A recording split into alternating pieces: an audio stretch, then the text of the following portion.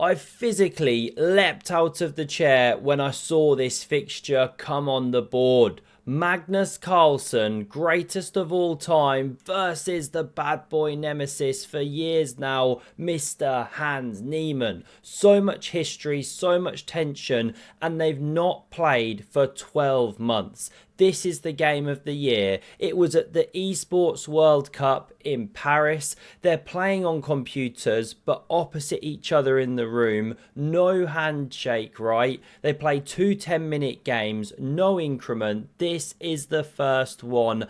And truly, what a game it was. So excited to bring you the result. It started with a rock solid Roy Lopez, named after J-Lo's uncle. The bishop's kicked back. You can never really win a pawn. Black wins it back. Let's crack on with the main lines. Pawn attacked. Now we see castles from Magnus, and you could take, that's the open Spanish game or open Roy Lopez, but not in this game. Excuse me. Losing my voice, too excited.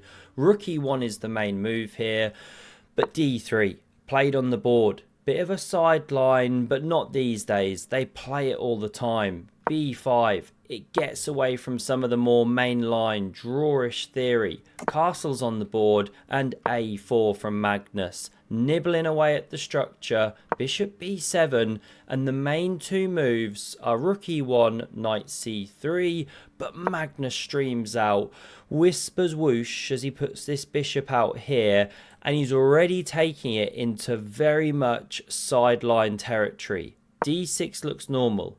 AB, and now would you believe it, in the chess.com database here, the only game I could find was with knight c3. Lead Chess database more comprehensive, but chess.com still has a lot of games, right?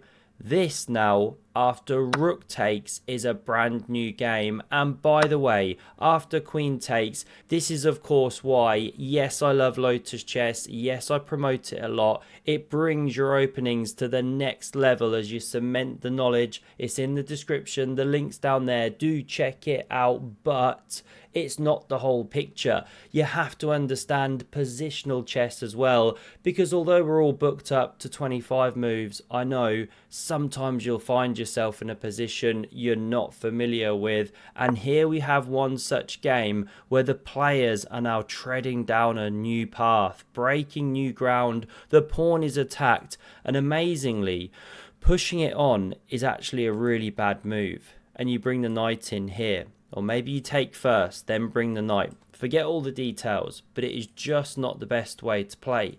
Niemann amazingly finds the top line, knight a5.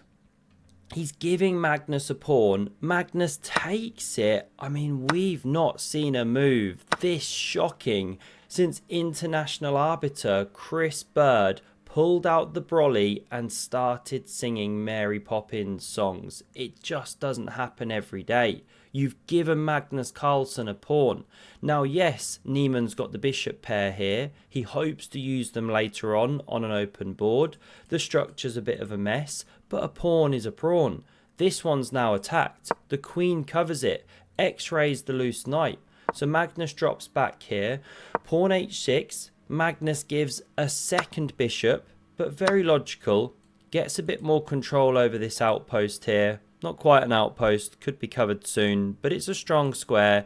This bishop's a bit clumsy, and so this is now the cat and mouse battle. Can Magnus use his extra pawn? Can he get those knights hopping, or will Niemann open up the board for those bishops? Queen a7's played. Now, here we go. One of my favourite moments before you can say beach chess. There they are. Couple of beach chums back in the day throwing the pieces around. Magnus gains that space. Pawn to c ships in response here, and it allows Magnus to liquidate one of these pawns. No queen blunder from Hans. Magnus backs up, and he truly is a clean pawn up. Niemann needs to now start proving compensation. He brings his rook to the open file. The queen steps off the line, pressures the bishop. It's why you can't take the pawn. But hang on, bishop c6, and Magnus goes pawn h3.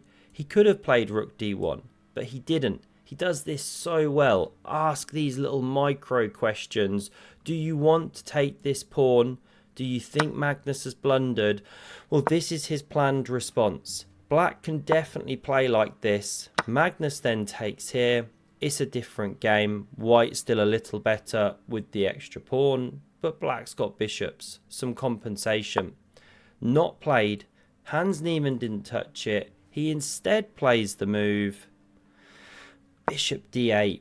No reason why there was a dramatic pause there. Not too sure. I'm just getting into it too much. Ultimately, he wants to improve this dodgy looking bishop. Bring it round. Now we see d4 from Magnus though, pouncing on the weakness of the last move. Queen a5 supports along the 5th rank. Magnus sends these ones into the blender and then brings his rook to the d file. He's playing a superb game here.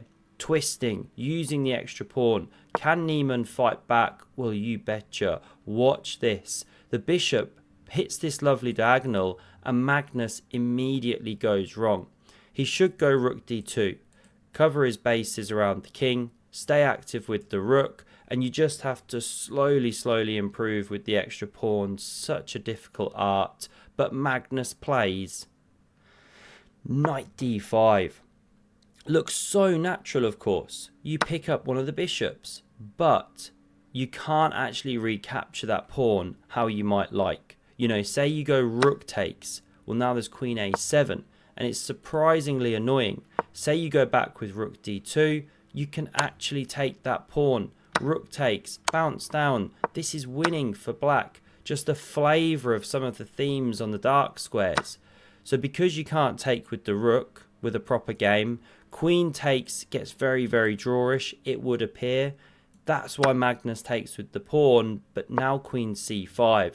And Niemann is getting the kind of counterplay he was looking for when he gave a pawn, got the bishops for himself. Magnus now goes passive to cover. e4 could be on the way, not just yet. The plan then would be to hop with knight e5, queen covers e3. So this was played instead, covering the pawn, but now it's game on. Very tense, very cagey. Why not this move? Looks really juicy. Not too sure. Rook b8 says the engine. Magnus didn't do it. He went for queen a4, hit the loose rook. Rook d8's played. This pawn is looking dead as a dodo, so Magnus nabs this one here. The rook left the defence. We see the exchange of prisoners. Knight backing up. It's tense, it's exciting. One of these guys is a pawn ahead, Magnus, but can he make it count? Or can Niemann get the counterplay going? Obviously the time's ticking down. They get no increment. Rook b8, and now this next phase of the game, 10-20 moves, is just mesmerising. Magnus starts with pawn b3, bishop c5 and rook b1. And the way he now just massages the position, creeps with the pawn, slowly improves the pieces. Look at this. What a monster of a queen. Often as well, you want to control the square in front of the passed pawn. Note that one. And now it's Magnus just creeping in. Bit of king improvement. Cover the pawn here. He does it with queen c2, not rook b2. The rook's a bit more loose on that square, unprotected. Here the queen covers everything. It's masterful. It's beautiful. King g2. The queen now pins the knight to the king. Annoying. But Magnus rotates around. The only two entities in the world that can play like this are Stockfish and Magnus Carlsen. It's incredible. And now he gets the h-pawn rumbling, asking these questions. Niemann now centralizes the Black Widow spider. We see queen d3 offering the exchange. Of course you don't go for it. You can't face Magnus in one of these endgames here. Technically you can take them off, by the way, but Niemann doesn't want to. Very understandably, he'd rather keep them on, especially when Magnus's king is slightly more exposed. You want to look for checks soon. Still no exchange. Rook d3.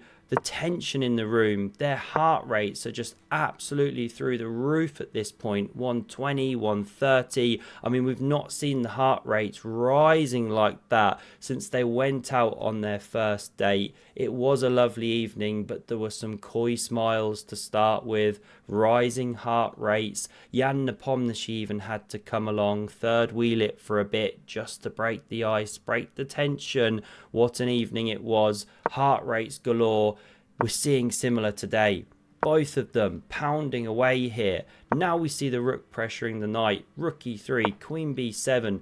Niemann's doing this expert defense. Magnus truly wants those queens off, but he isn't biting. He's seen an epic chess video. He knows that you never take the queens off against Magnus. Still the queen's not blundered. They're heading down towards a minute now. It's incredibly exciting. The knight wants to hit f5, and look at this for an all-star move, leaving the knight hanging, because if you take it with either piece, Magnus smashes through here. He instantly wins back his piece, and now he's 2 pawns ahead. This is too much. So you do have to respond to this threat. This is awesome. We see queen d5 played. Only move to keep a rough balance.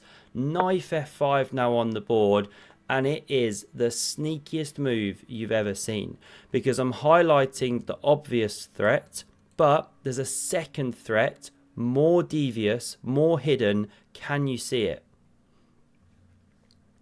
Yes, the threat is, say you move this rook somewhere like this, knight e7 check, and you just can't get out the forking way, and you can't take because of the pin. You lose your queen.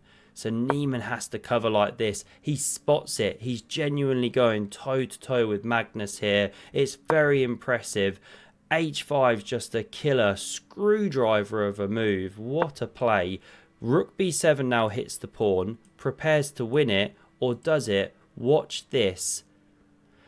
Magnus pushes the pawn to b4. Again, such a devious move. Surely you just nabbed that one off the board. No siree, the same problem exists here, and you lose your queen. Magnus is on fire in this game, even though he said he wasn't feeling at his best. And Niemann now plays this. He feels forced into taking the queens off the board. The white one was too powerful. Look at Terence, by the way, over there in Wyoming. He loves it when Magnus's queen leaves the board. Big fan. Now we see rook takes. Hope you're enjoying the video. Do consider subscribing if you are. Really does a lot for my self-esteem. Thank you. Now we see the rook land itself here in the center, and it really is the strongest move, because if you'd gone rook b7, white could push on with this pawn, no longer pressured by the bishop. It's a big space gain. With this one, because the knight's got to move, now you get rook b5. Much nicer blockading square. Knight c2 is forced to hold the pawn. You've stymied the progress. You can bring the pieces out here. However, there's still a massive problem. You're still a pawn down, and you're still in a game here where there's no increment, and Magnus has got the tricky dicky knight. Not fun. He now finds an excellent move. Niemann was trying to break up the pawns here, everything like that. We understand it. But knight d4 simply. It gives the b-pawn. The b-pawn, the bane of Niemann's life in this game, but gains the f-pawn. Now you run this with an engine, it says draw. But drawing this in real life with no increment against the knight, against the extra pawn, against Magnus Carlsen, against the more active king, good luck with that. It's a fool's errand. Watch Magnus now work his magic. This is why he practices all of the pony maneuvering for many years on his hobby horse, his Nimbus 2000, for games like this. Big clutch moments like this. The noble steed bounces around with check. Hans Niemann has done everything right. Move 79. It's a perfect game. King f5, bishop c1. What a performance. But this is Magnus Carlsen, and this is a massive blunder. Why? Couldn't even tell you.